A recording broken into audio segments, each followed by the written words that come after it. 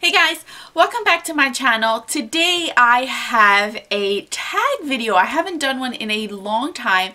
I was tagged to do this video, but you guys know that it takes me forever to do a video like this because I go back and forth and back and forth. Let me tell you, with the first one, I can go back and change my answers over and over and over.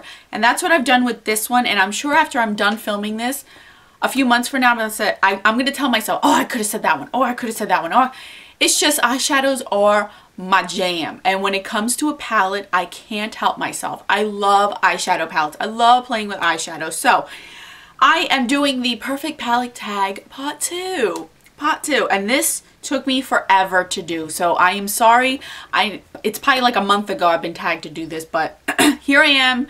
I'm excited to do this, so let's get into it before it gets really, really long. So first question we have is eyeliner brush or nothing. Truthfully, I prefer not to have an eyeliner because eyeliners are very tricky for me. I have very watery waterline, so most eyeliners that come with a palette I never really use. I just use them as bases or like smudging out kind of situation, so I prefer no eyeliners. Honestly, I don't mind the brushes. Most of the time, whenever I get brushes and palettes, I do use them, with the exception of drugstore brushes, because they only bring sponges, and most of the time the brushes suck. But I mean, as far as high-end palettes, I do use the brushes. I really do, and I don't mind them to be double-ended, because I keep them in this specific area, in a little bucket where it's like felt at the bottom, where it doesn't like squish my brushes. So I actually am gonna say brush. Yes, I'm a brush. I'm an eyeshadow and face hoarder brushes, and I've controlled myself over the years, but I'd say brush. A palette you have hit pan on. If you guys have known me for a very, very, very long time, this is the only eyeshadow I have ever hit pan on in my life. That's saying it all. I don't ever hit pan on any of my eyeshadows because I have so many eyeshadow palettes. So no, I've never hit pan. I've come close, but I've never hit pan. Once I start to see a little dent, I stop. I stop because I panic. So no, I've never hit pan on any eyeshadow palette. Favorite naked palette. If I could only choose one of the naked palettes, honestly, I would probably choose the original naked palette just because of the colors on there. I personally love all these colors. And it looks like I didn't hit anything on here. Believe me, I've used this a lot. It's just, I've been taking good care of it. I've had this for a while. I love anything warm tone. This palette is one of my favorites to use in the summertime, so I'd say the original Naked. My favorite holiday or limited edition palette. I currently don't have it with me. It is in the other bedroom and the baby is napping, of course. But if I were to say my favorite holiday palette, it would be the Pure Cosmetics Day and Night set that I reviewed for you guys. I would say the day one. I'll put a picture of it right here. It recently was on Hot Look, and a bunch of you guys sent me messages telling me it was like $17 for the set. I thought that was an amazing deal. If any of you guys got it, awesome. I'm so happy you guys did. It's one of my favorite palettes. I wish it was permanent, but I gotta say that was my favorite holiday palette this past year. At least for me, that's what I would pick. A palette you would repurchase or wish you had a backup of. If this palette ever was going to be discontinued, believe me, I would hoard every single one I could possibly get. That would be the Lorac Pro. I still to this day really love this palette. I use it on everyone. I just enjoy it very much. I use it for work. I love the colors in here. I love how they perform. I love how my ending eyeshadow looks like. This is definitely my favorite, one of my favorite palettes. So if I would run out of it, I would repurchase it, and if it's no longer available, I definitely would get another one. A shade you wish was sold individually. This one was hard for me because there's a lot of eyeshadow palettes that have shades in them that I would personally love to have individually, but this is the one that stood out to me just because of the way that these are. These are very unique. This was a limited edition palette, I guess in 2014. This is the Laura Geller 20 Shades of Baked. I did a whole review on them, but if I were to choose, I would absolutely love to have khaki as an individual eyeshadow.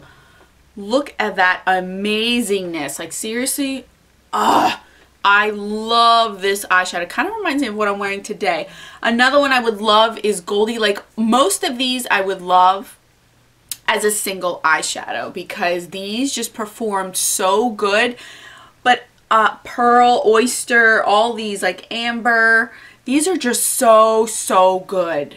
So if I were to choose a palette that would give me an individual eyeshadow, the first one I would choose is Khaki. Khaki's very unique, has like gold flecks in there, like a nice, I would say like a nice olive dark color with gold flexes in it. So I'd go with Khaki. This is a really good palette. It's unfortunate that it was limited edition. Next question is a wild card. I had to pick a question from the original tag, and I picked the best color payoff. Hands down, I don't think anything will beat it, but I never say never. It's the Viseart palette, in general, any of them. But this is just the neutral mattes. The pigmentation, the color payoff of this is so amazing. Oh my goodness gracious. I am loving these. Loving these. You barely have to put your finger in here to get any color. I barely did that. Like, I'm barely getting over them. Look at that. Ugh.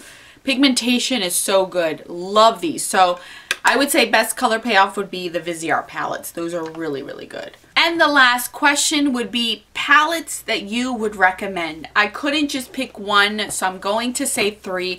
First one is the Lorac Pro palette. I'm not going to talk about this. You hear me talk about it all the time. If you want to spend a little bit more money and personally don't like the shimmer and you want something all matte, I'd go with the Kat Von D Shade and Eye Light palette. Amazing. Love it.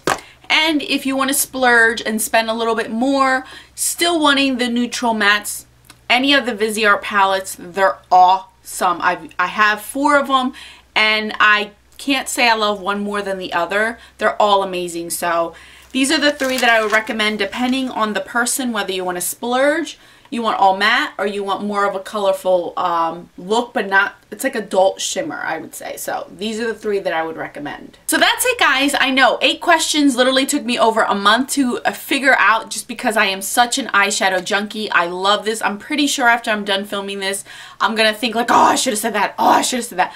But this is what came to mind first, so I'm just going to use with whatever came to my mind first, and that is what you guys got. I tag anyone that does any videos, or if you don't do videos, leave them down in the comment section. Let me know. I will put the questions down in the description box. I love to see more of this tag being done. It's just so much fun, and then it also kind of gives me ideas of what other palettes I need in my life. I know. I don't need any more. I'm running out of space, but I don't care. I love them. Thank you guys so much for watching. If you're new to my channel, welcome to the family. Don't forget to subscribe. Like this video if you did like it. I will catch you guys in my next video. And don't forget that a smile is the best makeup a girl can wear. Bye, guys.